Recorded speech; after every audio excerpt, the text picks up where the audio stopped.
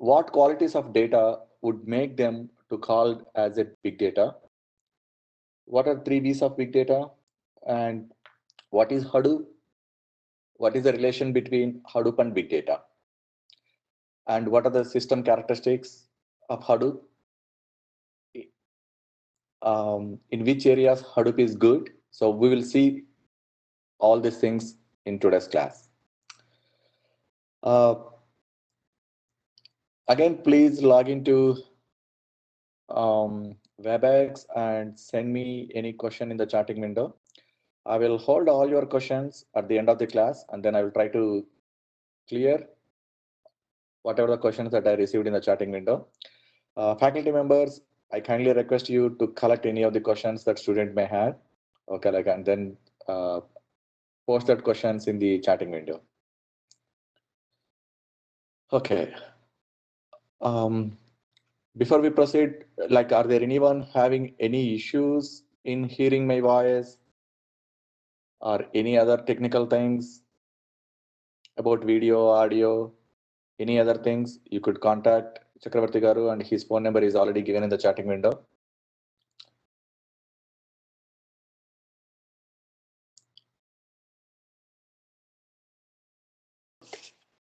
Insights of big data. How this name has been coined on? Why they named as big data, right? And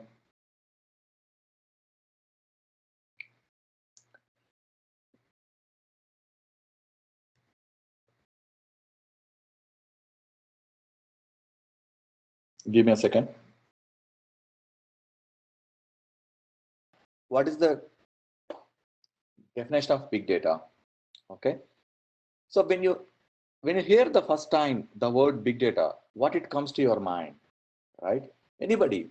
So whenever you heard the term big data, so we all these two words will give us some clues by saying that this is what, like, they are talking about the size of the data, right? It's just like volume of the data.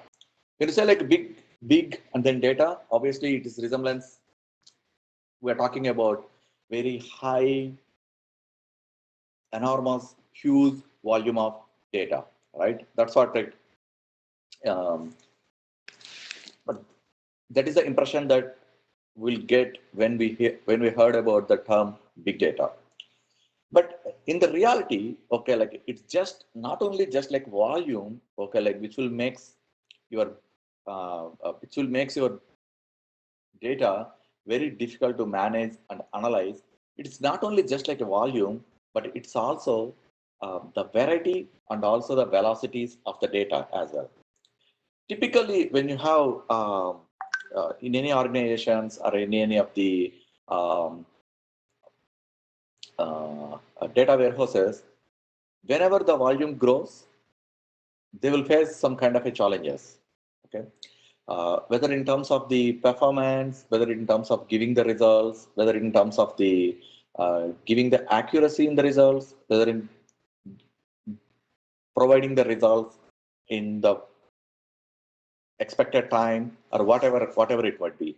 So it just not only just like the volume, there are some other dimensions of data also would contribute to the difficultness in managing the data. We'll see that other dimensions as well. Okay, so big data means it's not only just like volume. Okay, like, there are other dimensions of data also be contributed towards your big data definition. They're nothing but variety and also the velocity. We'll also see the another dimension of data as well. Okay, like, in the coming slides. So the volume, it's very easy. Okay, like, I don't think I need to explain in detail, because you all have a computer science background and you know what do you mean by the volume of the data, right? So in terms of the billion terabytes of data, okay, like, right, these are all how you quantify your the size of the digital information that you are going to save. In the variety, so it will be like a structured data,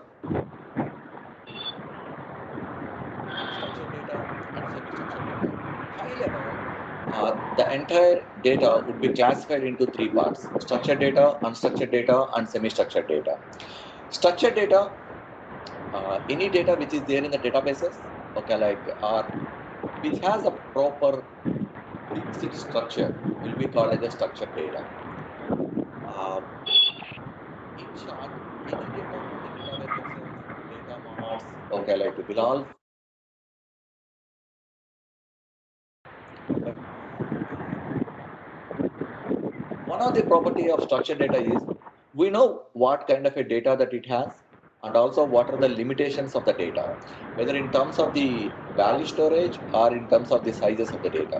Suppose if it is an integer, ఒక చిన్న tissue paper లాంటి integer column type, ఇక్కడ then we know seat that లో this is unknown, like sizes, limitations would be unknown.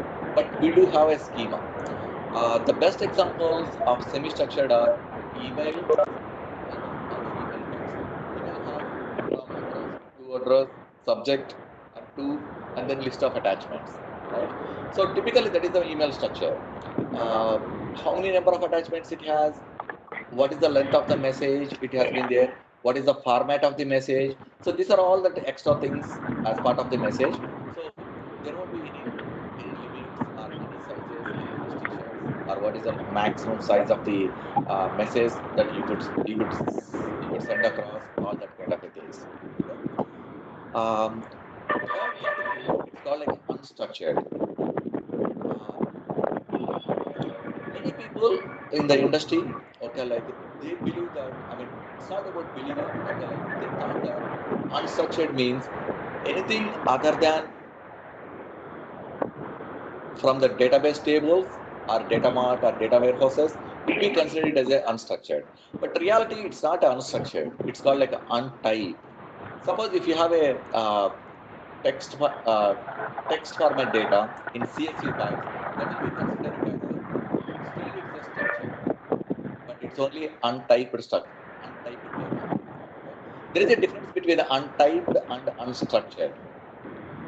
So any data which does not have any of the schema associated, schema means what are the data types that this data is related to. If you don't have any of the schemas related, then it will be considered as a untyped because there are no data types associated with the data. Unstructured means your images file, your audio files, your video files, okay, like any file uh, which cannot be read if it like physically or displaying into the screen will be considered as a unstructured. Okay, the best examples are videos, audios, images, okay, like zip files, binary files, okay, like this will be things consider it as a unstructured data. Okay, these are like different varieties. Variety means different formats. Third one, velocity. Velocity is at which rate that you are reading about the data. Okay, like so it is a streaming data, live streaming, okay, like the close to the real-time streaming. If you are streaming any of the videos application like YouTube, okay, like any of the video, okay, like video sites and all the things will be considered as a streaming applications or streaming data. Next one is the machine status updates. Okay, like the if there is some machinery or some of the ICs, okay, like in the electronic jargon. So these machines, okay, like they continuously send some status information. They continuously emit some kind of a logging, some kind of information and all this stuff. So at what rate these machines have been emitting this data, at what rate you are streaming up the data, okay, like whether you are doing batch wise, like daily ones, weekly ones, okay, like weekly twice, every 4 hours once, every daily ones, weekly ones, monthly ones. So these are the things, different rate at which you will read the data. Also, it will be considered as a velocity property of the data. Okay, these are the high level 3Vs. So there is a guy called Philip Rassam, and he's the director of the TDWI. Okay, it's called like the Data Warehouse Institute. TDWI stands for the Data Warehouse Institute. There is an institute people typically list down all the guidelines in a typical data warehouses or data marts, how it will be designed, what are the guidelines need to follow, and what is the industry best practices. So these institutes every year they will meet and then they discuss all the issues related to the data. So this guy, he's the first time he defined the three attributes, okay, like it as data volume, data variety, and data velocity. So all these three dimensions could be comprehensively we'll call as three V's of big data. The first V stands for volume, second V stands for variety, third V stands for velocity. Okay, so all these three dimensions they constitutively okay like a combined together okay like it which will add to the definitions of a big data. This is another representation of the all the volume. It's very easy, right? So volume will be in the kilobyte, megabyte, gigabyte, terabyte, petabyte, like that. Okay, like so. Um, I hope all of you has computer science background. Okay, I know that you are from computer science and IT backgrounds. So how many gigabytes are there in a 1 terabyte? Can anybody guess? How many gigabytes constitute a single terabyte?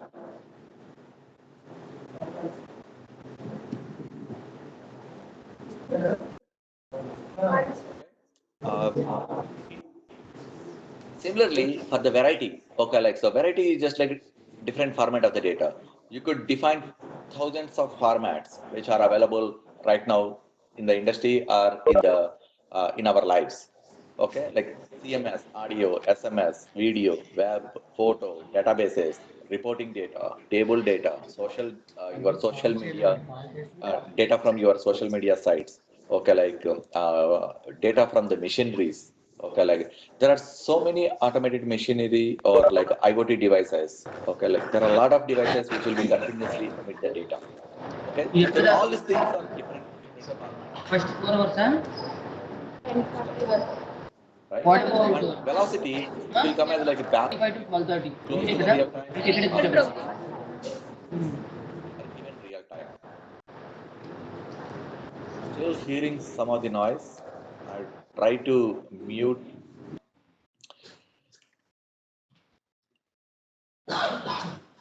Volume is really very big challenge. Uh, the volume of data definitely will be always be growing.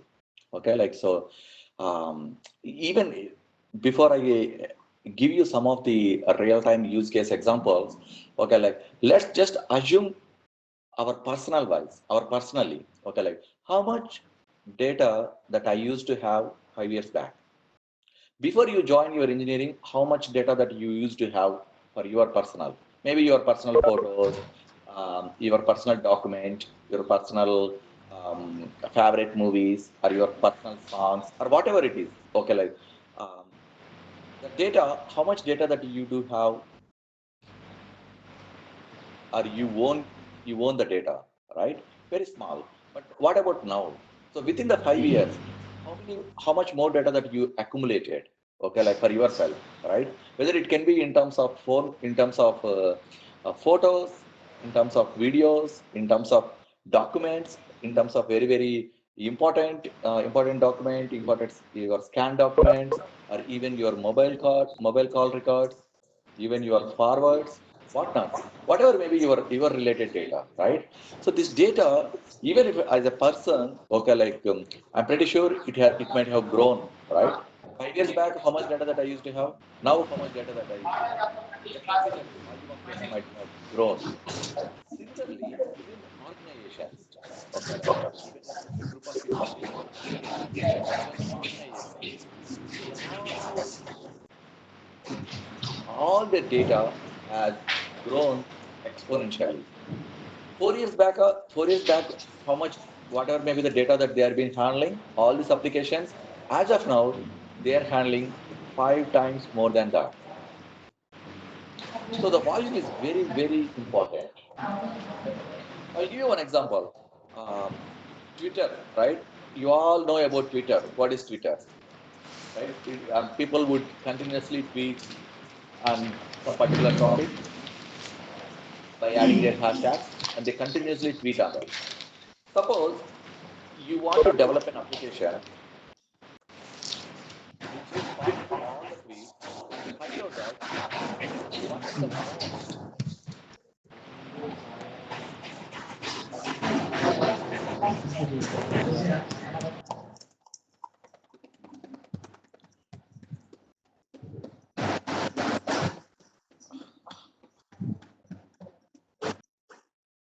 Okay. Uh, Whenever it's required, then only you mute yourself, you unmute yourself, which would parse all your tweets and then find out that which is very famous tweet, I mean, very famous topic where the people are, most of the people are tweeting.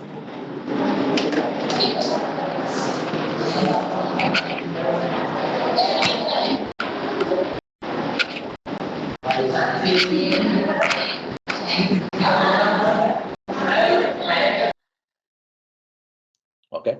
If you want to find out that things, you need to accumulate all the tweets, right? What are the tweets which are happening? Okay, like you need to get all the tweets and then parse it. And then parse, and then you need to find out that which phrase is the very, very famous and which tweet has the highest number of retweets, highest number of viewers, highest number of whatever likes, dislikes, or whatnot. All that things, right? So these tweets, every day the total number of tweets that people are tweeting is exponentially growing. So until last month, suppose I might have handled about 10 terabytes of tweets data. I collected all the tweets from the Twitter, and then I built an application which will continuously parse all this data, and then I will find out that, oh, this is the phrase. Rajnikant is joining into the politics. Oh, this is the phrase where people, most of the people are discussing about, most of the people are commenting on using the Twitter. Okay, that makes sense. But today, the same application, if you want to handle again, definitely the data volume which will be considered will be different. Like 1 month back, it may be 10 terabytes. As of now, from the last month to today, there are so many people who might have tweeted on that. So you need to collect all the data. Maybe now the data would become maybe 12 terabytes, maybe 14 terabytes. So my application, whatever the parsing application that I've written, should be handled irrespective of volume of data. It may be 10 terabytes, it may be 12 terabytes, it may be 15 terabytes, or it may be, we don't know how much, what would be the volume of the data. So um, we need to build some architectures. We need to come up with some solution which are not depending on data volume at all, right? So obviously, not only just organizations or any applications who can build this, who are building these applications, definitely they will face a problem. The application which is handling, like suppose for example 10 terabytes, maybe it may not be performed same like before when it's handling about more than 10 terabytes of data. Today it's 10 terabytes, tomorrow if it comes 20 terabytes, there is no guarantee that my application will behave in the same way. Is it not, right? So that is about the volume. That is how the volume will play a role in building an analytics applications or in building any of the applications. I have some more examples like annual meter readings. Okay, like suppose another use case is I want to know how much power consumption will be needed in the coming month. So obviously I will collect all the meter readings in the last month out of from all the households, companies, or whoever consume power. I will collect all their meter readings. Unless I collect all the meter readings, okay, like so then it's not possible, okay, to predict how much power will be required for the coming month. Do you think that it will be the same? Probably not, right? So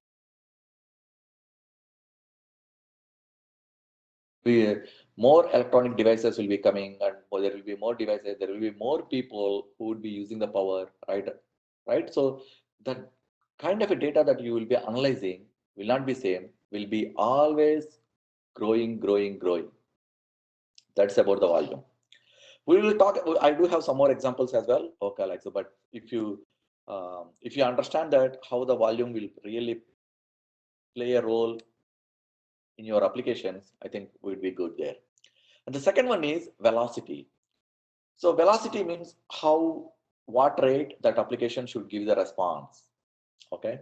Suppose there are uh, some examples like a credit card, right? We all know that what is credit card. So whenever you swap a card in Hyderabad today, and within 10 minutes, the same card which is swapped in New Delhi, that will be informed to the credit card companies. They will easily identify that there is no way that this person will be will go to the New Delhi within 10 minutes from Hyderabad to Delhi. So they will identify the transaction and they will say that, oh, something wrong in this account. Okay, like some fraudulent event is going on. Okay, like, and then they will mark this account action based on that. So whenever you have a transaction, you need to see that previously where did you use that card. So how far the distance is, when that has been used. So is it really a legitimate or valid transaction or not? Like that. Okay. So here the time plays very important role. So you need to find out very soon. Whenever you swap a card, you will not. If the application is giving the results after 30 minutes, there won't be any use. So you need to immediately, okay, like whenever the transaction has been happening, you need to immediately raise to the concerned people that, oh, this transaction is something wrong in that, and it might be related to some fraudulent action or something like that. Okay. And similarly, even for the trading, whenever you're doing the stocks, buying stocks, selling stocks, there are so many trading related events which will be analyzed and then which will be identified that whether it's been a valid, legitimate, um, uh, correct transaction or not like that. Even in the telecom industry, it's similar to the call detail records. Whenever you're making a call, like there will be tons of background process will be happening and it will be analyzed all the call records related to that person or related to that organization.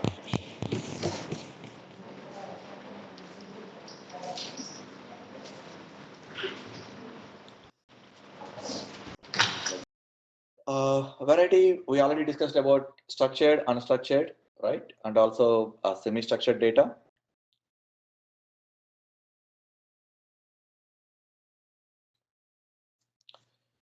Let's take one example.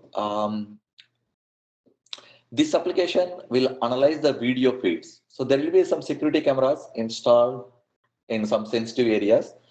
So these cameras, they will continuously record the video. Okay, and whether it can be near to the colleges or near to the sensitive areas, near to the temples or somewhere near to that uh, whatever may be the sensitive places, they will install these cameras, and this from these cameras, the live feed, okay, will be continuously going on, and there is a software which will be continuously monitoring, okay, like this video feeds.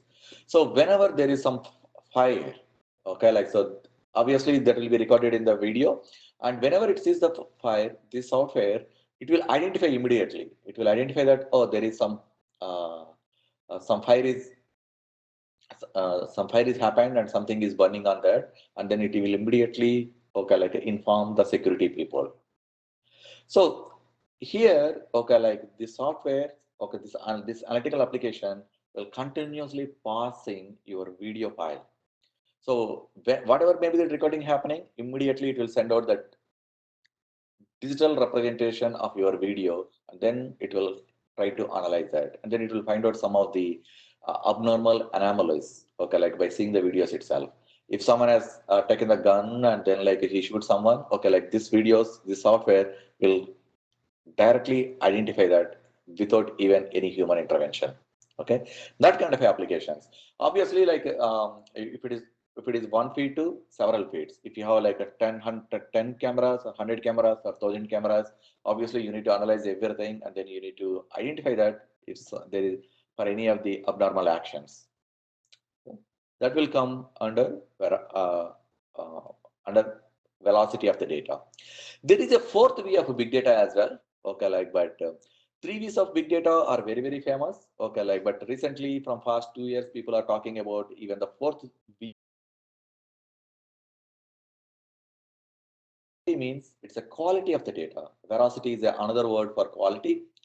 So it can be whenever you have some data, okay, you collected all this data, right, to build your analytical applications. So here, first question is whether this data can be trusted, whether it can be really, you can rely on this data.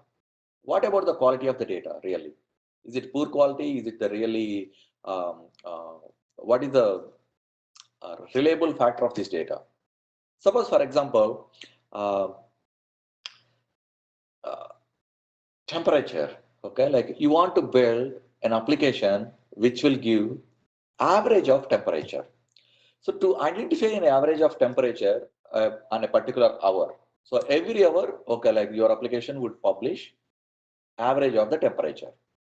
So you would be collecting the temperature from so many sources. So there are maybe four thermometers which are being installed in four different places. So you collect the temperature from all these four different sources, and then you take an average of these four, and then you publish that this is the average of the temperature of this city for this hour, like that.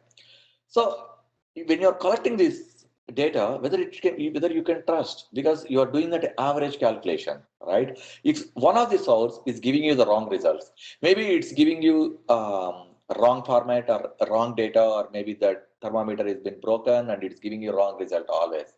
So instead of showing as a uh, 40 degrees, maybe it might have shown as only 10 degrees. So in that case, your average calculation will go wrong, right? So whether the available source is really trusted, what is the accuracy of the data? So how you can completely rely on that source? So that kind of a challenge will come under veracity of the data. So what is the acceptable level of trust, right? So whether it can be right, or maybe sometimes it will give the right value, sometimes it's not giving the right value. So in that case, probably you will not be completely depending on that. So you will take it as a backup. So my three sources are very good. My four sources is not reliable at all. Sometimes it will give you the good value. Sometimes it will not give the value. Sometimes it always throws zero value. Sometimes like it will give me like 100, 200 like that. So what you do is first you take the reliable sources as 1, 2, 3. You calculate your average. And if all three are not available or something, then only you depend on the fourth. So like that, you will change your priorities in building your analytics. So that dimension is called like a veracity. One example is Google. You know that, right? Google search. Okay, like people will be searching on uh, using this Google. So a flu is like a uh, severe cold. Okay, typically that will happen in the United States very often. India, it's not famous at all. Like India, I never seen any flu victim. But in US, it's very very famous. Okay, the flu, it's a dangerous cold, I could say. Okay, like cold with fever and fever with a little bit cough. Okay, like so you cannot do anything, so you'll be like completely sick. So whenever the people has that flu, they try to search in the Google engine by saying that like, oh, what are the symptoms of flu? How can I avoid the flu? And what are the workarounds? Okay, like what are the alternative methods to avoid the flu? How to avoid the flu? And such kind of a symptoms, right? People would search in the search engines. So the Google, what they did is, okay, like based on these search engines, they know that from which computer that you are searching, from the computer IP address, they could identify that from which location you are, where you are, and then using that, they will identify that how many people are really affected by flu in that area, in that city. And then if they know that, oh, there are like 10,000 people who search about the flu using Google search engine, and then what they do is they inform that nearest to the hospital that, oh, there are 10,000 people may infect flu in this area, in this city. Like that, they will inform to the nearest hospitals. The hospital people, obviously, once they got the information, so they will make sure that, okay, like they do have all the medical supplies will be available to treat 10,000 people. So this is one kind of analytics application, Google Analytics application that they built it. But in the reality, if you see that one, you cannot completely depending on the searches because um, I may not be sick, but maybe my friend is sick. Okay, like so he also might have searched on the Google in the Google itself about the symptoms. I also might have searched in that one. Maybe I may not be impacted on the flu, but I'm very curious to know that, okay, what would be the symptoms and how it look like. So what are the things that you need to take care of? What are the precaution methods that I would take care of? So I might have searched in the Google, even though I don't have anybody in my family is affected by flu. So you cannot completely depending on search results, right? Data might not be accurate. Sometimes, sometimes it definitely why the people would search on something if they don't have it. That is very good assumption, but you cannot completely conclude that okay, those who are searching on these victims, they might they might be impacted, they might be infected, or they may not be infected as well. So these search engines, you could rely on something like you could say like, oh, 60% of these searches might be genuine, and the next of the 40% are might be not genuine at all, right? So you need to see that one, how much reliable my source is. So that will come under veracity of the data. These are some of the questions, okay, like which we need to raise ourselves. Where did the data come from? Okay, is it the really reliable source? Whether I can rely on whether I can rely or not. The data, the source of the data is really the truth, or it's just like opinion. It's just like exit poll results, I could say. You cannot completely depending on the exit poll results, or maybe the movie reviews. When you ask like 10 people, okay, like about the movie, how it look like and everything. So if all the 10 people are really the fans of the hero or fans of the heroine or whoever it is, they always say that, yeah, movie is good, movie is good, movie is good, right? You cannot rely on that just sample of 10. So that is called, that will come under veracity of the data, exactly like. So how this data has been there, whether it's internally or collected from externally, whether it can be audited or whether it can be proven, uh, like that, whether it's a really publicly available data or like behavioral data, like who collected these data sources, who collected this data, like that. Even the census statistics, okay, like these are the things really whenever you are collecting from external sources, you need to make sure that, okay, like whether it can good quality of the data or not. Very important thing is whether the data is biased or not. Okay, like if you're collecting some data, you need to make sure that your data should not be biased on some. Okay. These are the examples towards the volume of the data. So there are like RFIDs. Okay, like you could see that radio frequency IDs. Okay, like whenever you enter some mall, okay, like there are some RFIDs have been installed. So all these machines, they will constantly emitting some data. Exactly like, so if you want to build some applications, um, uh, you could easily build using these data which are emitted by these devices. Okay. And card transactions, credit card transactions, Twitters, okay, like so, social media, okay, like if you want to build an analytical application using social media messages, okay, social media wall message or Facebook wall messages or whatnot, any social media thing, okay, like so you want to see that, you want to see the pulse of the people, okay, like what topic that they're discussing and what are the latest trends, okay, like for all these kind of things, it's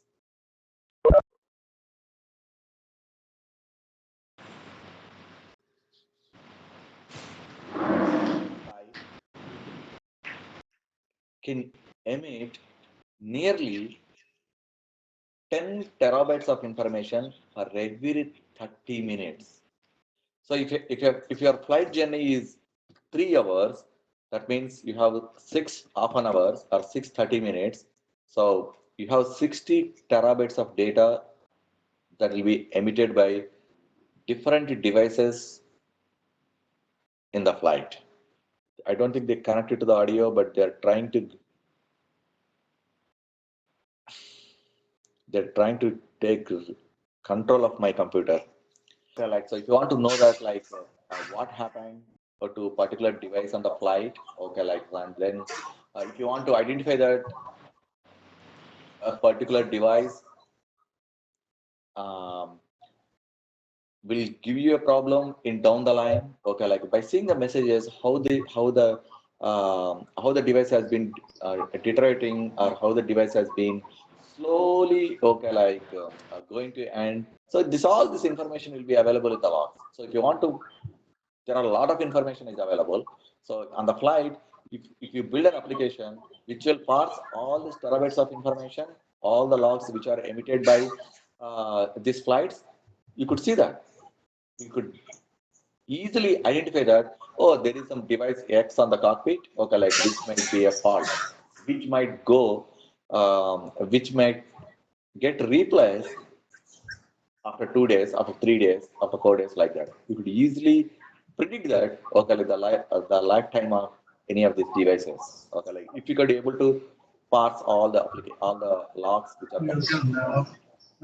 So volume is really very, very important thing that we need to consider.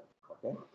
Similarly, any of these, Walmart is one of the retailer stores in the United States, which is very, very famous, and they made like 1 million customer transaction every hour. For every hour, we'll make 1 million transactions.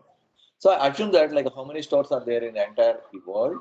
Okay, like, so if you want to build and it's not an easy thing. You need to, and these transactions will always be, okay, like it always be growing. So from 1 million to 2 million, 4 million, 10 million, like that.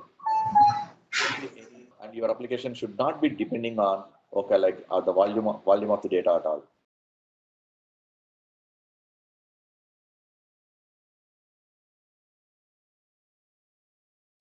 Okay, this is one of the prediction of the data.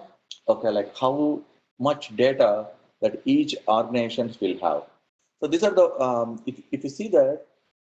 So as of now, we are in maybe 2017. We have very less component of enterprise data. If the enterprise data is just like maybe at 10% or 20% of our data, but all other data is the data which is emitting from machines, which is emitting from social media, which is emitting from the voice over OP, and all these kind of things. Enterprise data, which is in data warehouses and data marts, are very, very less comparatively. And in the future, definitely your percentage of structured data would be very, very small, and percentage of unstructured or semi-structured data would be very huge. So 80% of your data would be not at all structured way. So that's what, like, uh, it's going to be happen, and I'm not seeing any wrong in its predictions at all. Okay, like that, I'm already seeing that. Okay, like, so definitely that will grow like that only. Okay, this is how the volume of the data is would go. Now we will see that what is the big data challenge. Now we saw that what is the big data, what are the different dimensions of data.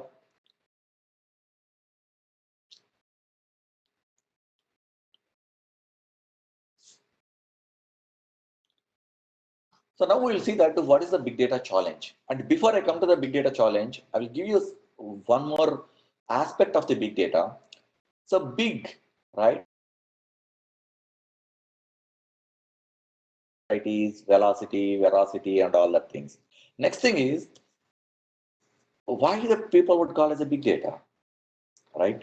The words big, smaller, longer, shorter, okay, like even heavier, all these words are relative. If I say like student X is tallest, student X is taller.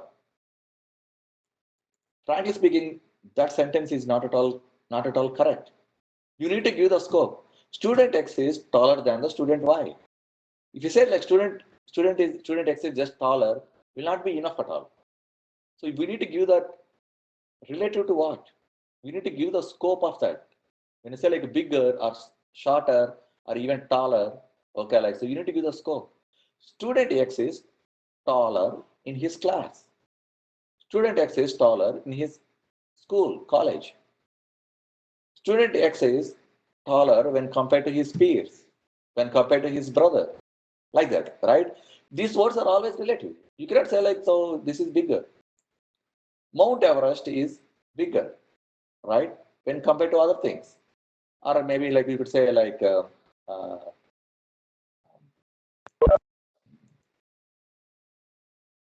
like so they're bigger, but compared to what? You cannot say like they are the biggest, they are the bigger like that, right? Similarly, even the word big as well. But the people would be calling big data, big data, big data. What is big data exactly? Gigabytes, after passing terabytes, after passing petabytes. So what is that quantify? How you quantify that? Whenever some organization has 100 terabytes, or will be considered as a big data? No. So these are really relative, right? Even the generic spoken English, whenever you are using these words, you always use relative. So this, let's say, like this system is better than that system. You cannot say this system is better. Similarly, even for the big data. But whenever you read on some article, whenever you heard about the big data, they never compare with anything other, anything with others. They always say big data. So one of the thing is it's called like a, why would be called as a big data? So we'll see that before that one, we'll see that what is the big data challenge. So the big data challenge is if any application or organization or any solution that you provided, okay, if this application is not able to meet any SLA means like service level agreement, okay, like if application is not able to meet their expectations or their service level agreements expectations due to either volume of data or variety of data or velocity of the data, then it would be considered it as a big data challenge. It need not be about particular volume of data. It can be anything. Even it can be a 100 megabytes, or it can be 1 gigabyte, or it can be 10 gigabytes.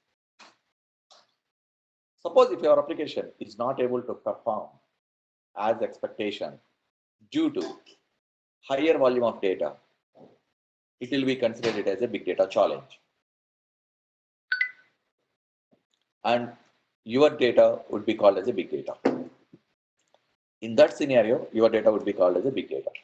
Suppose if your application is not able to meet their expectations due to different varieties of the data, then it will be considered as a big data challenge, and then your data would be considered as a big data. It's not about one format of the data. Okay, like we'll take the same example. Our application is calculating average temperatures.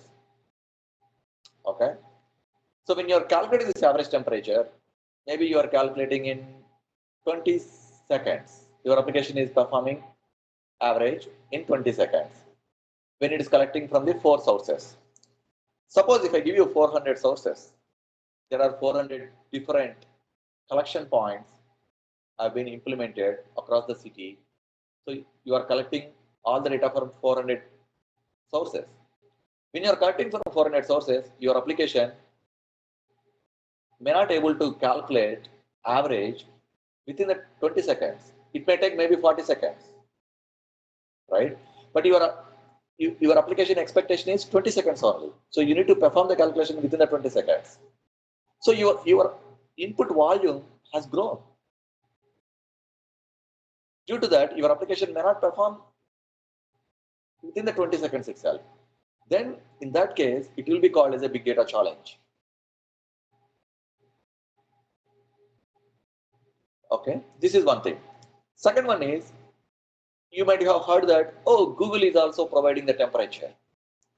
Then you thought of, okay, let's try to get the temperature from even Google. So you consider Google website is one of your source. So you are getting the temperature on the Google side, and also you are getting the temperature from all these 400 different thermometers that you have been implemented, then you have been planted there. So 400 plus website data. So now you are not only handling one format, you are considering other formats as well. So from website, you will get some different format, maybe JSON, maybe um, XML format. So you are considering not only one format, you are considering other formats as well now. So your application definitely may not perform in the same way. Now it may take maybe an extra 5 seconds, extra 10 seconds, or maybe it may be more than that. Is it not? Right? And the next one is velocity. So from website, they would be updating these records for every second. So there will be for every second, there is a possibility that the temperature so fast. You need to collect for every second and then get all the 60 seconds, then make it as 1 minute, then collect it for 1 hour, and then publish your results at the average for that hour. So the rate how fast that you are reading from the sources, that really impacts your application performance. Is it not? Right? Velocity is also very, very important. So if your application is not able to perform as their expectation due to velocity of the data, then it will be considered as big data challenge.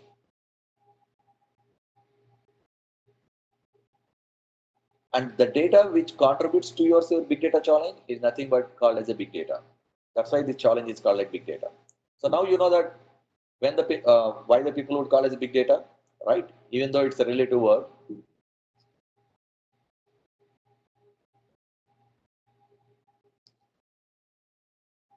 So whatever the data that would cause big data challenge would be promoted or would be called as big data. Okay. Any architecture which addresses your big data challenge has been called as big data architecture. Very, very simple. So your architecture, any architecture that you are going to propose or you are going to implement, which would solve your big data challenge. That means my architecture should not be depending on volume of data, should not be depending on variety of the data, should not be depending on at what rate that we are reading the data, and velocity of the data, and even the different qualities of the data, velocities of the data as well. So my architecture should be independent of all these things. Whatever may be the volume of the data, maybe today is 10 terabytes, tomorrow 100 terabytes, 1000 terabytes, maybe it's more than that. So my application, I should not change my code. I should not change the architecture of my application. I should not redesign my application based on the volume of the data. So that kind of architectures are called big data architectures. Now you know that like why JNTU has introduced this course, why the people are thriving about big data, because the data has been growing. Why most of the organizations are looking for the people who are experts in handling big data. Why there are so many jobs which have been created recently in the big data domain because of this. 20 years back, we don't have this problem at all. 20 years back, we don't have this much of data. We don't need to handle different formats of the data. We don't need to handle this many things. Only data is very, very simple. We are collecting from a database. We are reading from a database. We are collecting from one database or one data mart and one data warehouse. And then we are building an application and then we are giving the results. But as of now, that's not the case. Databases are not only the sources for your data. Lot of um, other sources are there. Okay, so obviously that will contribute towards big data challenges, and then people are looking for a newer architectures and newer designs. Okay, that's about the big data. Okay, what are maybe the definition? Okay, like we are all good there. And is it really need now? Why we need to learn right now? It plays very important vital role in analytics area, especially in the analytics, whether it can be a business intelligence world or whether it can be a predictive analytics, whatever may be the analytics, big data plays very important role. Because when you build an analytics application, you are analyzing the data based on the data, whether it can be a statistics related, whether it can be a reporting related, whether it can be a, anything. Okay, like when you are analyzing the data and then producing some results, so that kind of applications has very huge impact, and all that applications will face a big data challenge. Okay, same thing even for predictive analytics as well. So predictive analysis or predictive analytics is one of the area where they will predict something would happen. Okay, like based on whatever the data that is currently available. Okay, so for that kind of applications to build, it's really important. For the predictability, okay, like how much data that you would consider, that much accurate that you could predict.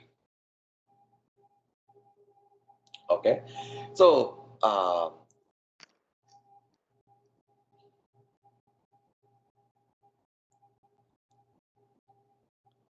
give you one thing. I'll give you one more example. Okay, like so, I had suppose there is a shop who will sell just baby clothes. So they will sell the just baby clothes for the babies who has 0 to 6 months old. So that shop is very special, and they will sell only the small baby clothes. I could say 0 to 6 months old.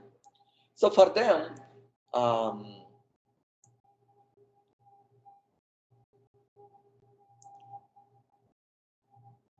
you want to build an application. Okay, like you want to find out that, and that shop is there in a big cities like Hyderabad. Okay, then now you want to build an application for them.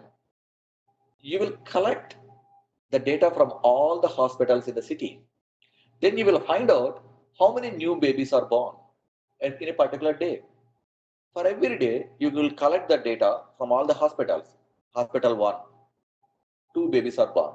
Hospital 2, 4 babies. Like that, you will collect all the data from the hospitals, and then finally, you could say that there are 200 babies who are born on this day. So there is a chance that, okay, like so, um, you could keep at least a stock, okay, like to accommodate for all the 200 babies. One day, it might happen that there are 2000 babies might have born on the same day. Then you will alert them. You will say that, oh, there are 2000 new babies were born. So there is a chance that, okay, like you may get more orders, right, from 200 to 2000. So there is a 10 times growth. So you could predict that there may be a chance, okay, like where your sales might go like 50% or 60%. So one of the techniques for the business is that if you know that customer is going to buy this product, obviously I could manipulate the prices, I could do something, I could give some discounts, okay, to increase my sales or whatnot. I could do anything, right? So prediction is very important, especially in the analytics and even in the retailer industry. Not only the retailer, any industry, okay, like so, prediction is very critical, very important. So how much data that you collect for your prediction is really that much. If you collect more data, it will be more helpful and your prediction will be more accurate. Not only from hospitals, maybe you collect the data from the census records. So whenever some baby born, definitely there will be a record in the census, right? So they will be registered that new baby is born. So you collect the data even from there. Not only hospitals. So hospitals is one source, and census information is another source. Okay, like that you collect that one, then you have more accurate information. So people, babies who are not born in the hospitals, but still you could able to track them like that.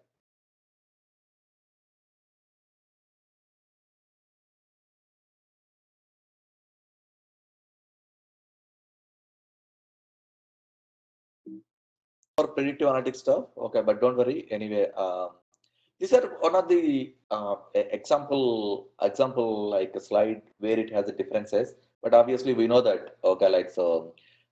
A big data means it need not be a petabytes or exabytes. So even it can be a gigabytes, even terabytes as well. So for the companies like Google, maybe even petabytes or exabytes as also may not be a big data because they would able to because they have that very highly sophisticated computers or CPUs which would handle even that much of will be considered as a big data because your small organizations, small applications may not able to perform well even for the small amount of data itself when compared to other big companies. So for Google, big data means something. For some organizations, big data might be something. For my personally, for myself, big data means something else. So that's why this word has been used differently. Okay, but typically, I mean, in most of the organizations, when you say like gigabytes to terabytes, the traditional data itself would be able to handle. So after terabytes, like petabytes, when it comes to the terabytes to the petabytes and exabytes, then these organizations, these traditional databases may not perform well at all. So that will be considered as a big data. In the traditional databases, okay, like everything is centralized. Okay, like all the computation will be happening at the centralized. Okay, like so. Whereas in the big data side, okay, your processing will be happening in the distributed way. The processing will not be happen on the one machine or in a centralized manner. So it will be happening. Entire processing will happen on all the machines in a distributed manner. Okay. Typically, most of the traditional databases has a capability to handle only structured data. Whereas in the big data side, structured, semi-structured, even unstructured data also. Okay, it has very much stable data model. Okay, like in the traditional databases, whereas in the big data they don't follow any of the data models. They will prefer to have the flat schemas. Okay, like we will see that flat schema whenever we are talking about Hive and the pig at that level. Okay, like it will be much more clear. Okay, like even if it is not clear at the stage, don't worry about that, and we are going to clear that in the coming things. The traditional data, it has very interrelationship with the data, like one database, one table to another table, and it's all interrelated. Okay, like one to many, many to many. Okay, like one relation to one relation, having a primary key to foreign key. This kind of a interrelationships exist. Okay, like in the traditional data. In the big data, typically there won't be any interrelations at all. So there won't be any relation between one table to another table and all that things. So that is one more just differences. Okay. So now we will see that, okay, like exactly where we need to consider the big data solution at all. Okay. Now we know that some applications are not performing well because of the volume, variety, velocity, veracity. Then it will be considered a big data challenge. Obviously, we'll go for the big data architectures. But exactly in what kind of scenarios? So why I need to wait until the problem comes, right? You need not wait exactly. So what kind of a situations that we will by choosing a big data solution is appropriate. So whenever your application, not only just like handling about the raw structured data, but also if you have uh, uh, different formats of data like semi-structured or unstructured or something like that, then definitely defaultly you can go and opt for the big data or go for the big data solutions. If you have more than one format of the data, then I think it's better, okay, like to choose big data solution. Okay. Another thing is whenever you're building an applications, okay, like so people what they do is they would simply do some of the sampling. For example, let's take the average only. So if you want to build an application which will calculate the average of the temperature, um, you will collect only from the sample sources. If you have 4 or 5 sources, okay, like you just collect the 5 sources, you average the temperature and then you publish the results by considering only the sample. So even though you have a ability, okay, like to go up to the 400 sources, because you will not be able to read all the 400 sources because uh, because of time factor, because we need to publish the results within the 20 seconds or whatnot like that. So even though you are getting the data from 400 sources, but you will be calculating only using 4 or 5. So you will collect only sample sources rather than entire thing. There is another example, typically in the healthcare industry. So if you go and give your blood sample, okay, like they will try to see that um, how many cells are there related to uh, some any malaria or dengue or something like that. They will take a drop of blood, and then they will see that how many cells are related to the malaria, and then they will conclude that okay, like you have the malaria or not, something like that. Because typically these cells will be evenly distributed across your body. But some kind of a diseases like cancer or something like that. So just considering the sample may not be enough at all, or may give you the wrong decisions. So, but if you have a solution, okay, like why they will consider only the sample? Because whatever the time frame that they got, if they consider all the blood sample, probably they may not be able to do that. That is the reason they will count to just only in one drop of blood. So, if you have a solution, if you have an application which has the capability of considering all the input data, not only just like sample, then obviously you will go for that, right? So that kind of applications, definitely you go for the big data. So you need not be depending on only the sample, but you need to consider the entire data set, okay, like to conclude some of the final decisions. So in that cases, big data solution would be ideal to go for. And especially the predictive analysis, whenever you heard about the predictive analysis, big data is definitely ideal solution to go for.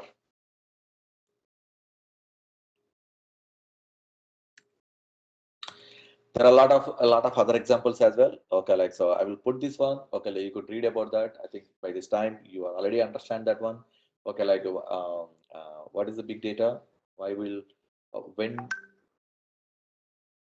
we'll go for the big data solution? Okay, there are some more examples. Now we will see that what are the characteristics of this big data. So now we are coming slowly to the technical things. Okay, so this big data system characteristics.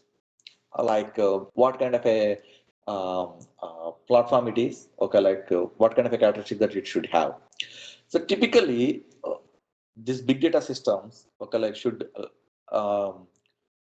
be able to support or should be able to run distributed computing.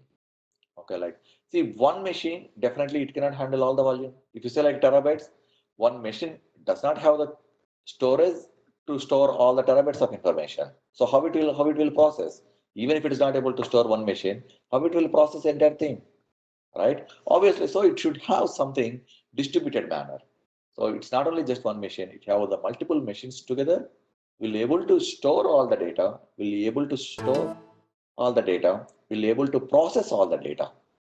So one is the storage, another one is the processing. So it should leverage, okay, like distributed computing. The computing would happen in the distributed manner. Distributed means it's not only in one place or centralized, so it will happen at the multiple places. That is called like a distributed. So when you say when it leverages the distributed computing, obviously, and that means you are considering not only one computer, you are considering the multiple computers or multiple CPUs. When you are considering the multiple CPUs, the system should also handle failures of one of the system. So when you have like 10 computers, obviously one computer may go bad. Not obviously, most of the cases, right? If I have 20 computers with me, there are fair good chances that one computer may not able to start it, one computer may have some problem, one computer may have the blue screen, some hardware issues, some mounting point issue or whatnot. Anything might happen. Systems are systems, right? And systems tend to fail. I mean, it's not 100% guarantee that all the systems would work always, all the times. So they may fail. So how this big data platform or big data system should handle that? The next one is maybe today I have maybe 40 systems.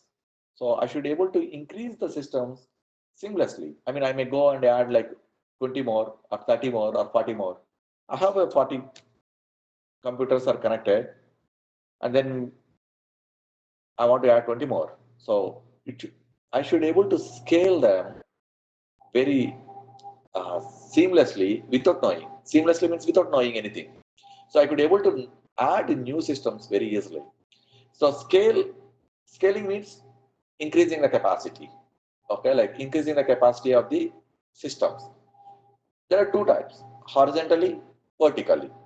Vertically means the same system. If you want to if you want to scale vertically, that means I may go and increase the memory of the system. Suppose it has 16 gig memory, I will change from 16 to 32 or 64.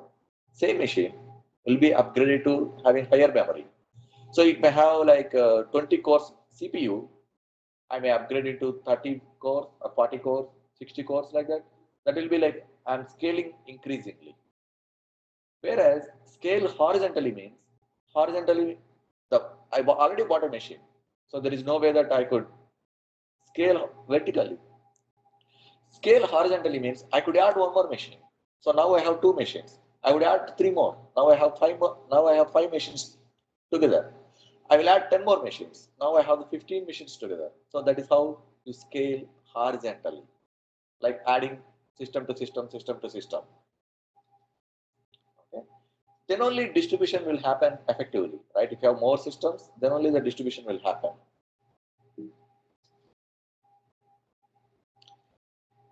The next one is when you are adding multiple systems, so it should leverage the commodity hardware. A commodity means very commonly available hardware. It's not, it need not be a very reliable hardware systems. Okay, it need not be like that. It might be much more commonly available a commodity hardware. Okay, just like off-shelf servers. What are the servers which are available? Okay, you could get, and then you could able to uh, build a big data platform. Uh, Hardware is heterogeneous. Your hardware would not be a same hardware for all the machines. When you're considering 40 machines, 50 machines, uh, if you put a condition by saying that all the hardware should be same type, then again it's problem, right? So some machines may have some configurations, some machines may have different configurations, some machines might have 16 gigabytes of memory, some machines may have 32, some might have 8, some might have 4, like that.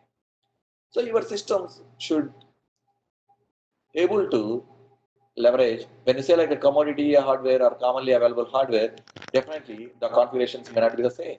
So it should be able to support a different hardware configuration. So your hardware should be heterogeneous, different from one to another. And the third one, this is a software. So it should be open source by nature. Okay, these are like not the uh, uh, these are like ideal system characteristics. Okay, like if software is open source, I need not pay any license cost, and it should be freely available, and I would be able to download it, and then I could install it on my own, and then I could run it without paying to anyone. Okay, and there are some commercial versions of big data as well. Okay, like but typically it should have ideal thing. It would be like open source. Okay. Uh, Maybe this slide will be a little bit early at this stage. Okay, like so this slide is from the Wikibon. Wikibon is the organization where they will suggest the best architectures for any of the enterprise solutions. Okay, like so uh, you could see there are like several abstract layers. Okay, like starting from I will come from the back to the front, like processing and original data. Okay, like and then location aware file systems, Java and task trackers, higher level languages, management and security, modeling, fast loading, analytic applications like that, right? So this is the entire stack. Okay, typically when you observe for any of the analytical application. Okay, so the processing and original data is the where your physical data would be stored. Here you would observe that like there are multiple cylinders have been listed down. So here the each cylinder or each two cylinders will represent a single computer, a single system. That's why they put that Intel logo there, so which will indicate that it's individual machine. And The data would be stored here. On top of this data, there is called like a file system. Okay, the file system example is like HDFS.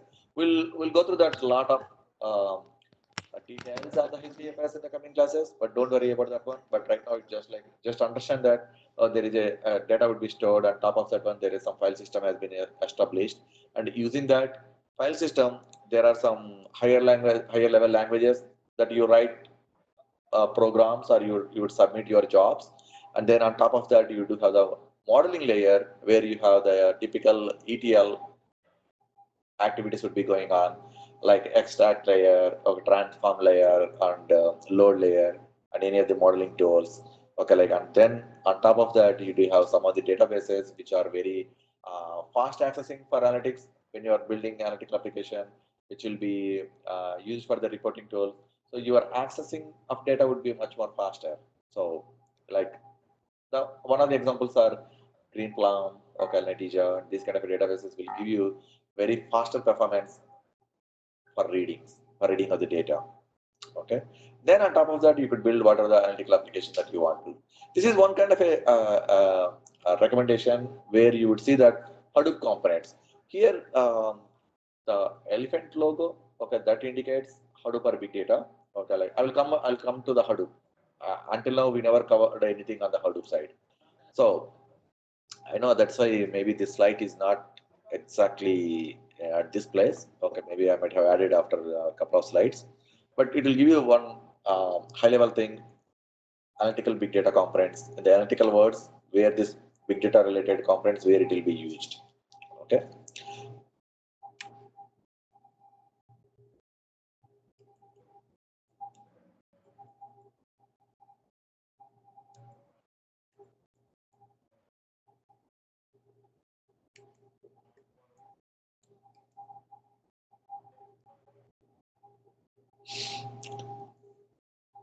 So this is the explanation about different components that I used in the slides. Okay, like anyway, I'm skipping that one and then I'll, if possible, I'll come back again. Okay, like so that's now. Okay. Until now, we understand definition of the big data. What are the things which will contribute towards the definition of big data? What are the three V's of big data? Okay, like when to consider the big data solution and what are the system characteristics of the big data? Now we will see that another keyword, another buzzword, Hadoop. So what is Hadoop? Now we will see that one. A Hadoop is nothing but it's a platform or a big tool to address your big data challenge. So in other words, Hadoop is one of the platform which will mitigate your big data challenges. So what are the challenges that we listed down earlier? Okay, like all the problems would resolve if you use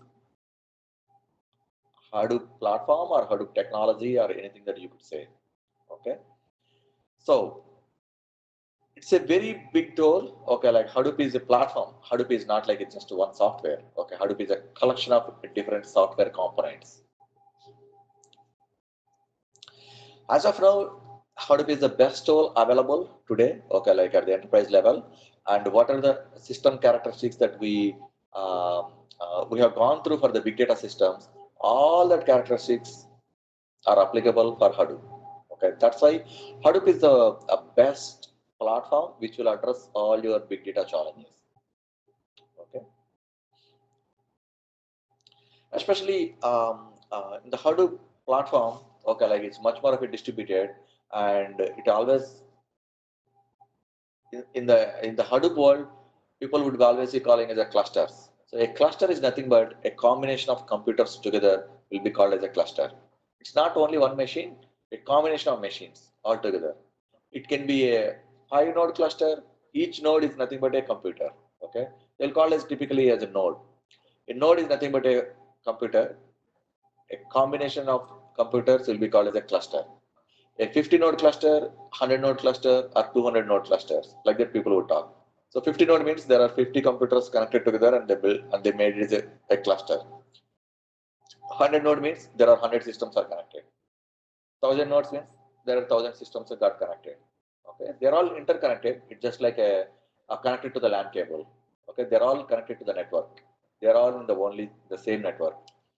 In other words, one machine can connect to the data. Sorry, not only the read. Okay, can connect to the other machine. Okay, like and then can read the data from there. Okay, that's why it's called like a connected. Connected means they're all connected together. So from using one machine, you could connect to another machine and you could get access to data which is stored in other machines. That's why they will be called as a connected. So especially in the Hadoop world, it's not about single computer. It always plays a multiple computers together will do the job. Hadoop makes not only just like a big data challenges, it also helps for doing the data mining and building analytics and also the any of the related big data related stuff. Okay, like in very faster. Of course, Hadoop jobs will run much more faster, and Hadoop is very cheap or economic when compared to other commercial versions. Okay, like as such, Hadoop is completely open source. Okay, like so, it's a completely open source project. Entire Hadoop platform has been inspired by the Google. Okay, like so, um, when in the early 2000s, okay, like so, Google has introduced their search engine, and it has become so famous that all the search engines are gone now. Okay, like so, you could name the search engines. Very few search engines are survived afterwards. Okay, like so, before Google entered into the search engine domain, there are some search engines used to be at the time. Okay, like so, I'm pretty sure none of you might be knowing that. Okay, it's just like I'm talking about 15 years back history. Um, at the time, maybe you are in the school or maybe in the high school thing. So all the search engines are gone. Google has become such a successful, and even the word googling is being added into the dictionary. So googling means searching. So that much famous, right? So these Google guys, they released some of the papers. Okay, like how they built such a reliable search engines. So using that papers, okay, like so um, uh, research organizations in the Yahoo. Okay, like in the Yahoo also have the search. Yahoo search is also there. So Yahoo search engine people, okay, they try to build a research lab using whatever the methodologies that Google has been followed. So Google released that one. Google released some different research papers, how they implemented that reliable search engines. And based on that, like they started some research organizations in the Yahoo. And once they build that, uh, once they redesigned their application, then they open sourced completely. Then it became an Apache product. And then after that, it been named as a Hadoop. Okay. So I could say like the entire the Hadoop platform has been inspired by the Google.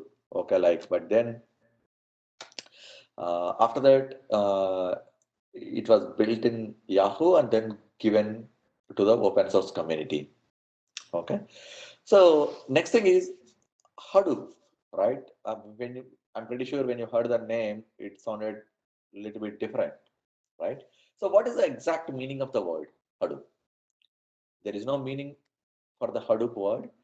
It is just a name of the toy, okay, like that that duck cutting son used to play with, and then he used the word Hadoop because his son used to call a stuffed elephant, okay, like for that toy, he used to call it as a Hadoop, that kid. So he took that word and then he named the entire platform as Hadoop because here also like that elephant is very big, right, in the animal kingdom. So he thought that since it is handling all about the big data problems, then he even the named the platform as Hadoop. Okay. In Hadoop world, a group of computers or coordinated computers is called like a cluster. We already talked about that. And individual computers in a cluster is called a node. A node is nothing but a single computer in that cluster. Now we'll see that where the Hadoop is good at. Okay. First thing, Hadoop is open source project. So you need not pay even single penny, okay, like to use the Hadoop software. Hadoop is so cheap because you need not pay any of the license cost. Hadoop is faster in a distributed manner. So your jobs in the Hadoop, all your jobs will not run in a single machine. It will run in the multiple machines. Hadoop scales to large amount of data storage. So because Hadoop, in the Hadoop world, always the multiple computers connected together and then it became a cluster.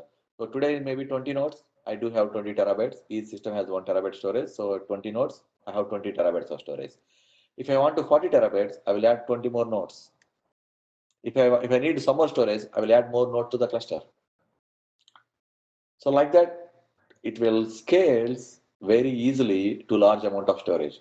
So as of now, I have the capacity to store only 100. So if I need more, I will add more nodes like that. And also Hadoop scales to a large amount of big data computation or large amount of processing power as well. So when you are adding more computers, you are adding more processing power to the cluster. Okay. In the coming classes, in the MapReduce class, and whenever I'm explaining about more things about HDFS or how Hadoop platform will address your jobs, then we could discuss more thing about how the processing power increases by adding more nodes. Okay. Just assume that like Hadoop has the capability of adding more processing power as well. Hadoop is so much flexible with the types of big data. Like type of big data means here like volume, variety, velocities, and all these things. So it will address all this kind of a challenges. Hadoop is so much flexible with the programming languages, and here entire Hadoop is built in Java. Entire the platform code is written in Java.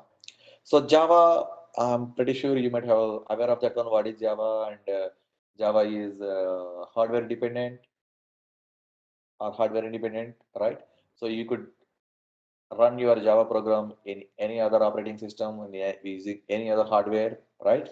So whether it can be a Linux, Windows, or Unix, Ubuntu, or whatever may be operating system, whatever may be your hardware, your Java program will give you the same results, right? So since entire the Hadoop platform has built in Java, okay, like it's so much flexible with the hardware components. It can be installed on any of the hardware. Okay, like Hadoop is also flexible with programming languages as well. So in the Hadoop, people would write programs in Java, programs in SQL, programs using Big Latin, programs using Python, programs using R. Okay, like so programs using Scala. So it's so much flexible. It's not only for one programming language. Okay, like so in the Hadoop, it has a provision to write different programming languages of your Hadoop programs. So if you know the Java, you write the programs in Java. If you know the Python, write programs in Python. If you know Scala, write programs in Scala. So it's so much flexible. Overall, of course, Hadoop is awesome.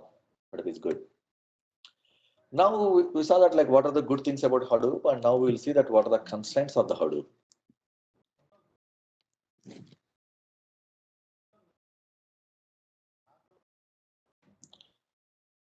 In the real world, even though it's all open source, downloading the Hadoop software and installing, managing, applying the security, optimization, it's really, really challenging. Okay, like so, it's not, again, I said like Hadoop is a platform. Hadoop is not a single component. Hadoop is a combination of multiple software components. Like there are multiple tools are there. MapReduce, Pig, Hive, Uzi, okay, like Spark. There are a lot of other things as well. So it's not only one component, right? So managing all these components, okay, like is really challenging. Okay, like you need to install all individual components, you need to stick together, you need to put combine. So managing this software is really complex.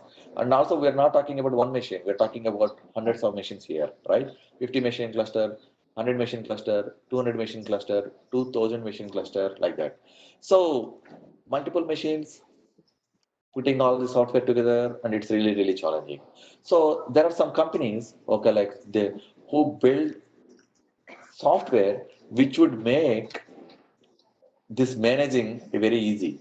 Okay, like so these companies, okay, like they don't charge for using the Hadoop software, but they will charge for the use their proprietary software, and also they'll provide, and also they will provide the support as well.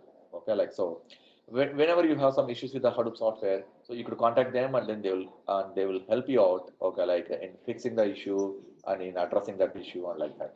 So these companies are there are very few companies as well. Initially they started a lot of companies, but now at the end finally there are like only very few. One is called like a Cloudera, another one is called like Hortonworks, and third one is called like Mapr. Okay, like and IBM is also there, their own Hadoop related managing software and all the stuff. But these are the three very, very major uh, market captures. Okay, so you could buy a managing software from these guys. Okay, like but they will give the Hadoop software as well, but they don't charge you anything for Hadoop, but they will charge you for the remaining things. Like they will charge you for the support because you are contacting them, and they're you putting their people to help you out and everything. So that's why they charge, not for the software. That's for the role of the Cloudera, role of the Hortonworks. Okay, like so each one has their own individual distribution. They'll call it a Hadoop software that they will be giving you. Okay, that version number. Okay, and another one is um, so that is one of the challenging in the using the Hadoop software. So you need to be if you're depending on these uh, vendors or third parties, whoever it is, Cloudera, Hortonworks, then you could manage these clusters very, very easily. Okay. Second thing is Hadoop is not at all usable for any of the transactional related data. So typically for any of the transactions, and if they are ACID compatible, and Hadoop is not an ACID compatible database, or Hadoop does not have any component which is ACID compatible.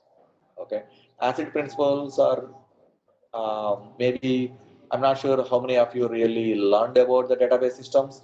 So that will be covered as part of your databases class, like atomicity, consistency, okay, like interoperability, durability, like that. These are called like ACID principles of your databases and data. In the DBMS class, okay, probably you might be learning about the ACID principles. Okay, like so. For Hadoop will not give you any of these ACID guarantees. Okay, that is one of the very big concern of the Hadoop. And another challenge is that like the area of the Hadoop or domain of the Hadoop is very, very extremely fast growing. So I started learning Hadoop almost like 4.5 years back, but now it's completely different. 4 years back, what are the Hadoop that I saw that one, and even the last year, the Hadoop is different from this year Hadoop. There are very new components which will be added, and it's always be challenging. Okay, like to update yourself to up to date. What are things are happening in the industry? Okay, like to come to up to speed is really one of the legitimate constraint in using the Hadoop. Okay.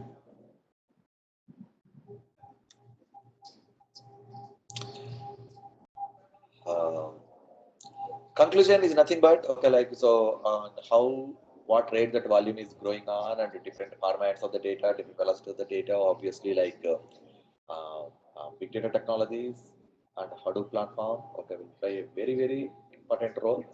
And there are a lot of other use cases as well where to uh, uh, what is your important where to build, especially in the analytics world. Okay, like big data is very, very plays a very, very important role there. And most of the analytics based organizations, okay, like they're already switched over to um, Hadoop platform. Okay, they already have the Hadoop, and it's very fast emerging technology, I could say. A lot of jobs in this domain, even in United States, across the world, and even in India. Like a lot of huge demand for these skills, and also they will get paid more when compared to other technologies. Okay, so it's all based on supply and demand, right? When there is a demand and where there are very less people, obviously they will try to pay more, right? Same like that. Okay, like so.